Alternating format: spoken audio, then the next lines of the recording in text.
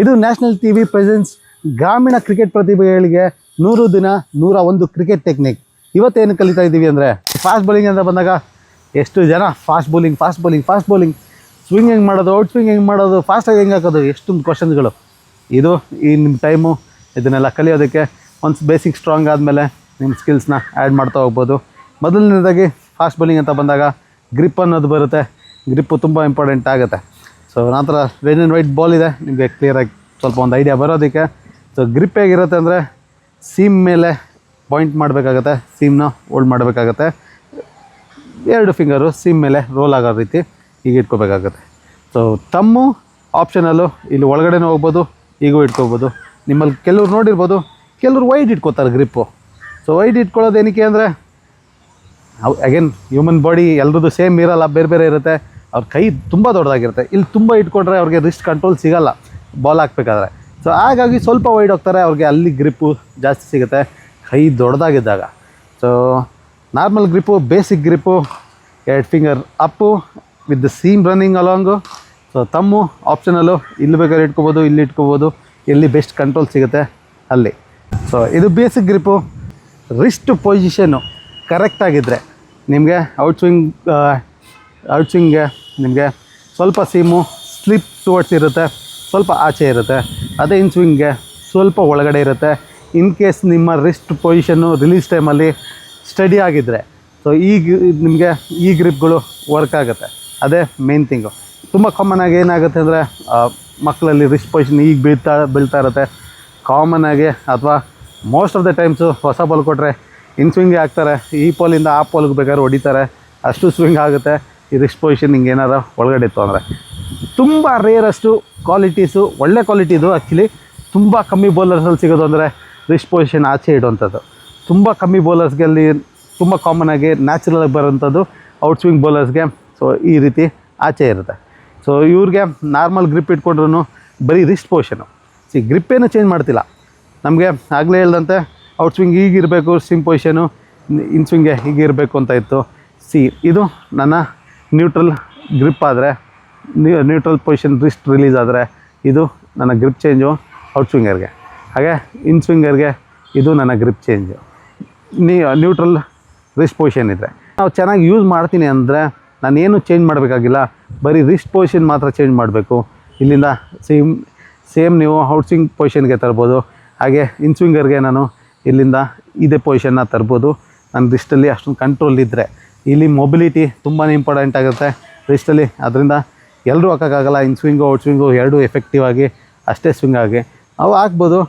Natural out ಸ್ವಿಂಗರ್ ಆದರೆ ಸ್ಟ್ರೈಟಾಗಿ ಹಾಕ್ತಾರೆ, ಸ್ವಲ್ಪ ಒಳಗಡೆ ಬರ್ಬೋದು ಅಷ್ಟೇ. ಔಟ್ ಸ್ವಿಂಗ್ ಆದಷ್ಟು ಸ್ವಿಂಗ್ ಆಗೋಲ್ಲ. ಇನ್ ಸ್ವಿಂಗರ್ ನ್ಯಾಚುರಲ್ ಇನ್ ಸ್ವಿಂಗರ್ ಆದರೆ ರಿಸ್ಟ್ ಪೊಸಿಷನಿಂದ ಔಟ್ ಸ್ವಿಂಗು ಹಾಕ್ತಾರೆ, ಸ್ವಲ್ಪ ಆಗುತ್ತೆ, ತುಂಬ ಜಾಸ್ತಿ ಏನಾಗಲ್ಲ. ಇನ್ ಸ್ವಿಂಗ್ ತುಂಬ ಚೆನ್ನಾಗಿ ಹಾಕ್ತಾರೆ. ಸೊ ಅದು ಮೇಯ್ನ್ ಕ್ವಾಲಿಟಿ ಇರೋಂಥದ್ದು. ಇನ್ನು ಭುವನೇಶ್ವರ್ ಕುಮಾರ್ ಅಂತವರು ರಿಸ್ಟ್ ಪೊಸಿಷನ್ನಲ್ಲೇ ಆಟ ಆಡೋದ್ರಿಂದ ಅವರು 2 ಕಡೆ ಸ್ವಿಂಗ್ ಮಾಡ್ತಾರೆ. ಸೊ ಮೇಯ್ನು ಅದೇ ಇಲ್ಲಿ ನಮ್ಮ ರಿಸ್ಟ್ ಪೊಸಿಷನ್ ನಾವು ಹೇಗೆ ಯೂಸ್ ಮಾಡ್ತೀವಿ ರಿಲೀಸ್ ಟೈಮಲ್ಲಿ ಅಂತ.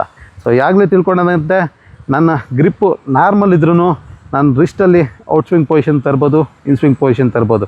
ನಂಗೆ ರಿಸ್ಟಲ್ಲಿ ಅಷ್ಟು ಕಂಟ್ರೋಲ್ ಇಲ್ಲ ಅಂದರೆ ನಾನು ಗ್ರಿಪ್ನೇ ನಾರ್ಮಲ್ ಇಟ್ಕೊಳ್ಬೇಕಾಗತ್ತೆ. ಸೊ ಗ್ರಿಪ್ನೇ ನಾನು ಔಟ್ ಸ್ವಿಂಗರ್ ಇಟ್ಕೋಬೇಕಾಗತ್ತೆ ಅಥವಾ ಇನ್ ಸ್ವಿಂಗರ್ ಇಟ್ಕೋಬೇಕಾಗತ್ತೆ. ಸೊ ರಿಸ್ಟ್ ಪೊಸಿಷನು ಈ ಥರ ಏನಾದ್ರು ಬೀಳ್ತಿದೆ ಅಂದರೆ ಚೆಕ್ ಮಾಡ್ಕೊಳ್ಳಿ, ವೀಡಿಯೋ ಮಾಡಿಕೊಂಡು. ಸೊ ಆ್ಯಕ್ಷನಲ್ಲಿ ತುಂಬ ಪ್ರಾಬ್ಲಮ್ ಇರುತ್ತೆ. So head position, head fall, wrist fall ಆದರೆ ಹೆಡ್ ಫಾಲ್ ಅಂತ ಕನ್ಫರ್ಮ್ ಮಾಡ್ಕೊಬಿಡಿ. ಸೊ ಆಬ್ವಿಯಸ್ಸಾಗಿ ಹೆಡ್ ಫಾಲ್ ಆಗ್ತಾ ಇರುತ್ತೆ. ಸೊ ಎನಿವೇ ಇವಾಗ ಟೆಕ್ನಿಕ್ ಕಲಿತಾ ಇದ್ದೀವಲ್ವಾ, ಸೊ ನೀಟಾಗಿ ಕಲಿತಾ ಹೋಗಿ ನಮ್ಮ ಬೌಲಿಂಗ್ಗೆ ಟೆಕ್ನಿಕ್ನ ಆ್ಯಡ್ ಮಾಡ್ತಾ ಹೋಗೋಣ. ಸೊ ಇದು ಗ್ರಿಪ್ಪು. ಸೊ ಎಲ್ಲರ ಹತ್ರನೂ ರೈಟ್ ಆ್ಯಂಡ್ ವೈಟ್ ಇರಲಿ, ಲೆದರ್ ಬಾಲ್ ಇದೆ ಅಂತ ನಾನು ಎಕ್ಸ್ಪೆಕ್ಟ್ ಮಾಡಲ್ಲ. ಸೊ ಟೆನ್ನಿಸ್ ಬಾಲ್ ಆದರೂ ಖಂಡಿತ ಇದ್ದೇ ಇರುತ್ತೆ, ನಿಮಗೂ ಅಷ್ಟೇ. ಸೊ ಟೈಟಾಗಿ ಇಟ್ಕೊಳ್ಳಿ. ಚಿಕ್ಕದಾಗಿ ಮಕ್ಕಳಾದರೆ ಚಿಕ್ಕ ಟೆನ್ನಿಸ್ ಬಾಲ್ನ ಯೂಸ್ ಮಾಡಿ, ತೊಂದರೆ ಇಲ್ಲ. ಸೊ ಗ್ರಿಪ್ ಇಟ್ಕೋಬೇಕು. ಈಗ 1 ಫಿಂಗರ್ ಅಪ್, 2 ಫಿಂಗರ್ಸ್ ಅಪ್, ತಮ್ ರೆಸ್ಟಿಂಗು. ಸೊ ಇಲ್ಲಿ ಪ್ರೆಸ್ ಮಾಡೋದು ಬೇಡ, ತಮ್ಮೇನು ಪ್ರೆಸ್ ಮಾಡೋದು ಬೇಡ. ಸೊ ರೆಸ್ಟ್ ಪೊಸಿಷನಲ್ಲಿ. ಸೊ ಬರೀ ನೆಕ್ಸ್ಟ್ 1 ವೀಕು ಬರೀ ಗ್ರಿಪ್ ಇಟ್ಕೊಂಡ್ರೆ ಸಾಕ. ಇದರಿಂದ ಹೇಗೆ ವರ್ಕ್ ಮಾಡೋದು? ಸೊ ಗ್ರಿಪ್ ಇಟ್ಕೊಂಡು ನಾವು ಬ್ಯಾಕ್ ಸ್ಪಿನ್ನ ಮಾಡಬೇಕಾಗತ್ತೆ. ಸೊ ಸ್ವಿಂಗೆಲ್ಲ ಇಂಪ್ರೂವ್ ಆಗೋದೆ, ಅಥವಾ ಸ್ವಿಂಗ್ ಮಾಡಬೇಕು ಅಂದರೆ ಬೇಕಾಗಿರೋದೆ ಬ್ಯಾಕ್ ಸ್ಪಿನ್ನು. ಈ ಬಾಲಲ್ಲಿ ನಿಮ್ಗೆ ಗೊತ್ತಾಗುತ್ತೆ. ಸೊ ಲೇದರ್ ಬಾಲ್ ಇದ್ದರೆ ಒಳ್ಳೆಯದು. So back spin. ನೀವು ರಿಲೀಸ್ ಪಾಯಿಂಟಲ್ಲಿ ಈಗ ಬ್ಯಾಕ್ ಸ್ಪಿನ್ ಆಗುತ್ತೆ. ಸೊ ಫಾಸ್ಟ್ ಬೌಲರ್ಸು ಫಾಸ್ಟಾಗಿ ಮುಂದೆ ಹಾಕ್ಬೇಕಲ್ವಾ, ಬಾಲ್ ಈಗ ತಾನೇ ಹೋಗಬೇಕು, ಫಾಸ್ಟಾಗಿ ಹೋಗ್ಬೇಕು ಅಂದರೆ ಇಲ್ಲ. ಆ್ಯಕ್ಚುಲಿ ಫಾಸ್ಟ್ ಬೌಲಿಂಗೆ ಬಾಲು ರಿವರ್ಸಲ್ಲಿ ಹೋಗುತ್ತೆ, ಇದನ್ನು ಬ್ಯಾಕ್ ಸ್ಪಿನ್ ಅಂತೀವಿ. ಸೊ ಬ್ಯಾಕ್ ಸ್ಪಿನ್ ಜಾಸ್ತಿ ಇದ್ದಷ್ಟು ಸ್ವಿಂಗ್ ಜಾಸ್ತಿ ಆಗುತ್ತೆ. ಸೊ ನೀವು ಪ್ರಾಕ್ಟೀಸ್ ಮಾಡ್ತಾ ಇರೋದು ಬ್ಯಾಕ್ ಸ್ಪಿನ್ನು. ನೀವು ನೋಡ್ಬೋದು, ನಾನೀಗ ಈ ರೀತಿ ಸ್ಪಿನ್ ಮಾಡ್ತಾಯಿದ್ರೆ ಸೀಮ್ ಪೊಸಿಷನ್ ಮೇಲೇ ಬಾಲ್ ಹೋಗಬೇಕು, ಈ ರೀತಿ ಸ್ಕ್ರ್ಯಾಂಬಲ್ ಆಗಬಾರ್ದು, ಈ ರೀತಿ ಎಲ್ಲ ಹೋಗ್ಬಾರ್ದು.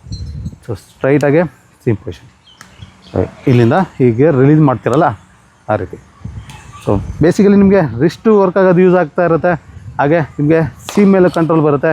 ನಿಮಗೆ ರಿಸ್ಟು ಈ ರೀತಿ ಹಾಕ್ಬೇಕಾಗುತ್ತೆ ಬಾಲ್ನ. ಒಂದು ವಾರ ನೀವು ಪ್ರಾಕ್ಟೀಸ್ ಮಾಡಬೇಕಾಗಿರೋದು ರಿಲೀಸು. ರಿಸ್ಟನ್ನ ನೋಡ್ಕೊಳ್ಳಿ, ರಿಸ್ಟು ಸ್ಟಿಲ್ ಆಗಿರಲಿ, ಈ ರೀತಿ ಆಚೆ ಆಗಬೇಡಿ ಅಥವಾ ಈ ರೀತಿ ಬೀಳಿಸ್ಬೇಡಿ. ಸೊ ಇಲ್ಲಿಂದ straight. So minimum 500 times fast ಬೌಲರ್ಸ್ಗೆ. So fast bowling hard work ಮಾಡಲೇಬೇಕು. ಫಾಸ್ಟ್ ಬೌಲರ್ಗೆ ಏನೂ ಆಪ್ಷನ್ಸ್ ಇಲ್ಲ, ಸೊ ಕಷ್ಟ ಬೀಳೋದು ಬಿಟ್ಟು. So minimum 500 times every day, next 1 week. ಈಗ ಟೆನ್ನಿಸ್ ಬಾಲ್ ಇದ್ದರು ಟೆನ್ನಿಸ್ ಬಾಲ್. ಸೊ ಟೆನ್ನಿಸ್ ಬಾಲಲ್ಲಿ ನಿಮಗೆ ಸೀಮ್ ಪೊಸಿಷನ್ ಗೊತ್ತಾಗ್ತಿಲ್ಲ ಅಂದರೆ ಸಾರಿ, ಅನ್ಫಾರ್ಚುನೇಟ್ಲಿ ನಾನು ಇವತ್ತು ಟೇಪ್ ತಂದಿಲ್ಲ. ಸೊ ನಾನು ಎಲೆಕ್ಟ್ರಿಕ್ ಟೇಪ್ ಬರುತ್ತಲ್ಲ, ಆ ಟೇಪ್ನ ಒಂದು ಸೀಮ್ ರೀತಿ ಹಾಕ್ಕೊಳ್ಳಿ. ಸೊ ಇಲ್ಲಿ ಒಂದು ಸೆಂಟ್ರಿಗೆ ಒಂದು ಲೈನ್ ಹಾಕ್ಕೊಂಡ್ರೆ ನೀವು, ಅದರಿಂದ ನಿಮಗೂ ಕೂಡ ಗೊತ್ತಾಗುತ್ತೆ ಸೀಮ್ ಪೊಸಿಷನ್ ಹೇಗಿರುತ್ತೆ, ಯಾವ ರೀತಿ ಗ್ರಿಪ್ ಇಟ್ಕೋಬೇಕು ಅಂತ. ಸೊ ಇದನ್ನು ಮಾಡ್ತಾ ಹೋಗಿ. ನೆಕ್ಸ್ಟ್ ವೀಕು ಇನ್ನೂ ಒಂದು ಫಾಸ್ಟ್ ಬೌಲಿಂಗ್ ಟೆಕ್ನಿಕ್ ಬಗ್ಗೆ ನಿಮಗೆ ತಿಳಿಸ್ಕೊಡ್ತೀನಿ. All the best, keep practising.